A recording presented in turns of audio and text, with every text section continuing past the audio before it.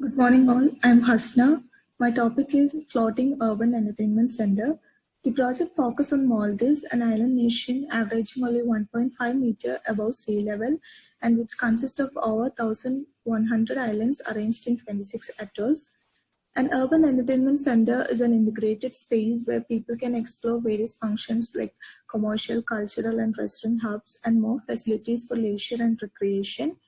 Maldives as a country that grows with the tourism sector, the main focus is given to the tourists rather than the natives. Thus, the purpose of the thesis is to create a space where both the tourists and the natives can experience and celebrate the island nation. Aim of the project, currently the environmental issues like sea level rise and the soil erosion, they demand for an alternative in an island nation like Maldives. Thus, the objective is to introduce floating architecture in Maldives to upgrade the uninhabited lagoons and to provide a space that can be enjoyed by both the natives and tourists, which will improve the infrastructure and connectivity and at the same time an indirect employment opportunity. The feasibility in 2012, a floating mainstream company, Dutch Dockland, they proposed for a floating project in Maldives, and now in 2020, the government has approved the project due to the sea level rise and the soil erosion. And the project, it includes floating convention center, floating hotels, and recreational spaces like floating golf court. Moving on to my case studies. I have done 4 case studies and my live case study is on Aquatic Resort Kumbalangi. Kumbalangi is a fisherman village which is declared as a model tourism village by the state. The lack of dry land for development and the sea level rise, it led to the floating concept.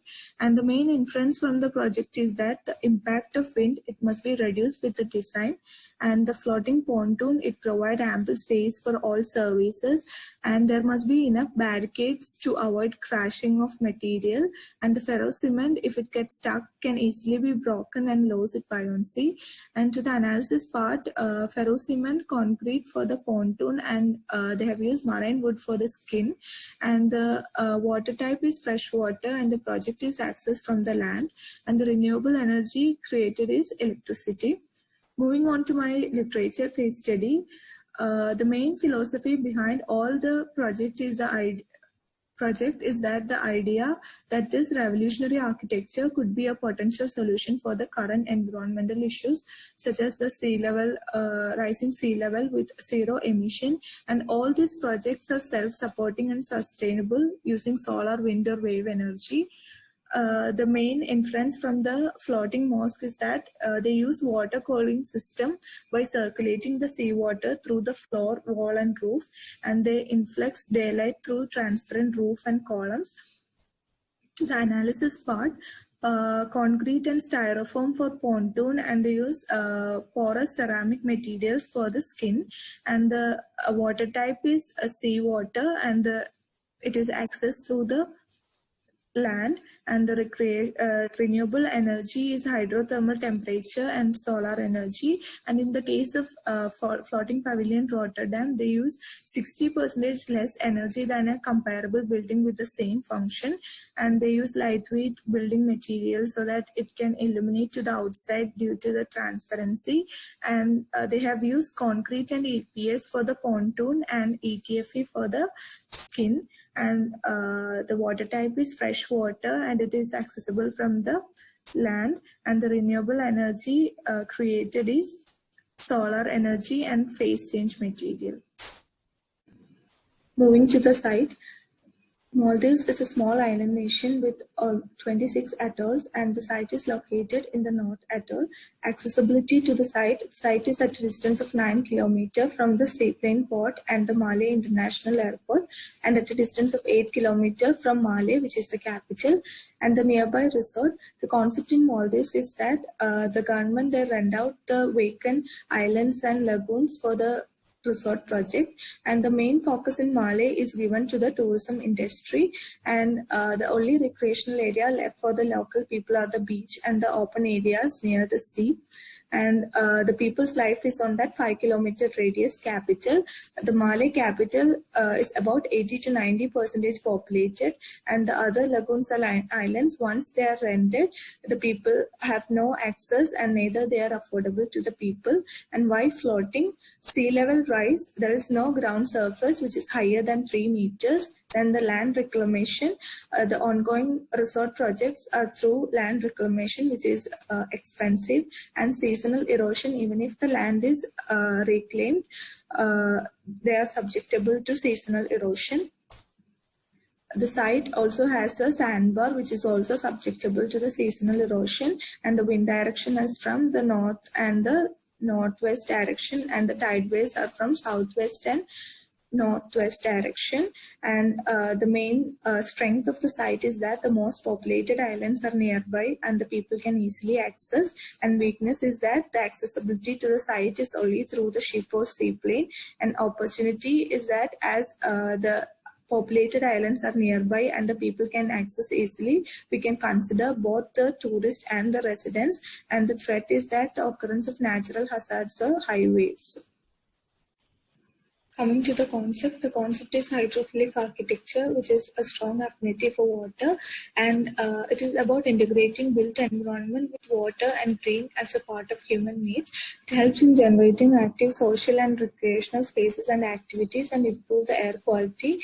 The basic idea is having a built mass, water and water enjoyable spaces. And to the design formation, the tide waves are from the northwest and the southwest side. So a grid is created with green nodes, so that these green nodes, they can act as wave breakers and control the concentration of waves to the platform. And the square platform, they distract the waves. Rounded edged triangle allow waves to pass smoothly, and the only circulation in the circulation is the pedestrian, which is like platforms and then the connecting walkways. Coming to the master plan, we have the main entrance and the public core with a view towards the town and vice versa. And apart from the service entrance, we have 3 entrances, one the main entrance, one for the convention center and the other for the water villa. Moving from the main entrance, we get into a central core which acts as a connecting space, and it has the commercial hub, library, and from there we move into the convention and the service part. And to this side, we have the Coral Museum, the dive school, and the water sport activities. And here we have the restaurant hub, and to other side we have the water villa, cafe, restaurants, and to this side we have the recreational spaces, spa, gym, and we have a floating connecting bridge which can even be used as a running track. From the main entrance, we move into the central core, which has a central pavilion, and to this side we have the commercial hub, and we have a commercial block which is 2-story, and these retail shops can be accessed from both sides. Then we have a cafe and the basic amenities like toilet, staff changing room, and we can access the other platform through this block.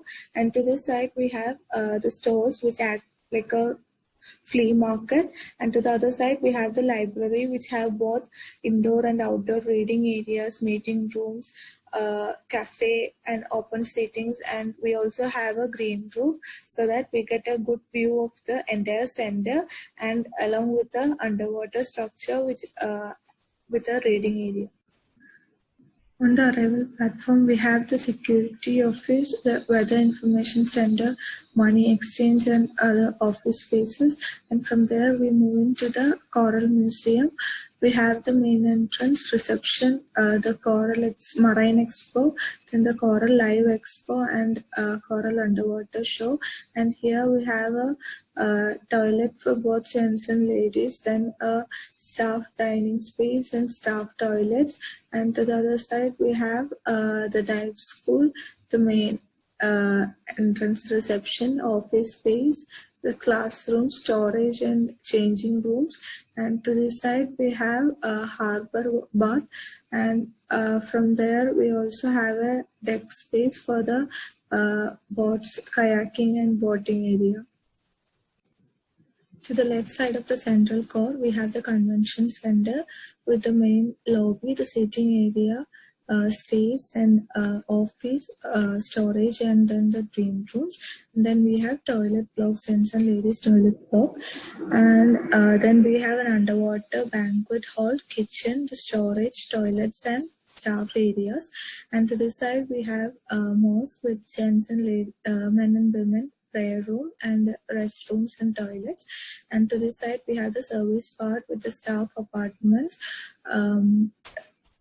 studio apartments, two sharing and single bedroom apartments, then staff kitchen, staff dining area, and toilets and restrooms. And then we have the service part like storage, power room, fuel storage, waste management, and STP. And the restaurant block, we have a central restaurant with entrance from both sides, a dining area, reception, kitchen, washrooms, and staff area. And we have underwater dining area with washroom and a top viewpoint, which is the first floor. And to this side we have the food court with different kitchens and an outdoor seating area. And then we have floating restaurants with a mini kitchen, and then we have extended floating outdoor seating areas. And to the other side we have the arrival pavilion, and from that we have the underwater structure. We have the reception, the office space, storage, and the lobby, and washrooms, toilets, and cafe, kitchen. And from there we move into another restaurant with kitchen, storage, office, and toilets. And then we move into the gym. We have gym with office, a reception, staff area, storage, and we have a cafe here, and we have a PHC here with a reception, medicine room, the doctor's room, ward, and staff areas and toilets. And to the spa we have the reception, waiting lounge, men and women meditation spaces, treatment rooms, pedicure manicure rooms, toilets, and staff areas. And then we have the recreational area with basketball court. And then from there we can move into the service part, staff apartments, and the service part. And from the arrival pavilion we can directly move into the water villas. And to this side we have the laundry and housekeeping, where we have dirty linen, clean laundry, clean linen, then the housekeeping, office spaces, staff restrooms, changing rooms, and toilets. And talking about the water villa, we have an arrival deck. From there we move into a foyer space where we can step down to the underwater structure, and we have the living room, dining space, toilet space, and TV lounge. And we have two balconies, one for the jacuzzi and another balcony. And for the underwater structure we have the bedroom and a toilet. Coming to the special topic, I have done a floating pontoon construction and the building material as my special topic. The pontoons are constructed using lightweight EPS, which is expanded polystyrene. The inner core of the pontoon is filled with EPS, and it can be customized to any shape and size, computerized cutting as per the measured drawing, and then giving pipe holes for mechanical, electrical, and plumbing details. And then the form is covered using steel reinforcement, and then shutter the arrangement and pour concrete. And once the concrete is set and dry, we can de-shutter and it is ready for installation. And the materials like titanium, the use of titanium has eliminated the corrosion problem faced with steel. And EPS, being a lightweight, rigid materials, have high strength to withstand load. And concrete pontoons are completely unsinkable and have high buoyancy. And a chain mooring, it is anchoring the building, is made not to float away from the site. And textile architecture, for most of the buildings I have used GFRP panels which are glass fiber reinforced polymers, mainly EGFE, which is a fluoropolymer based material, and it is a very thin and lightweight material. EGFE film weighs 1% of an equally sized glass panel.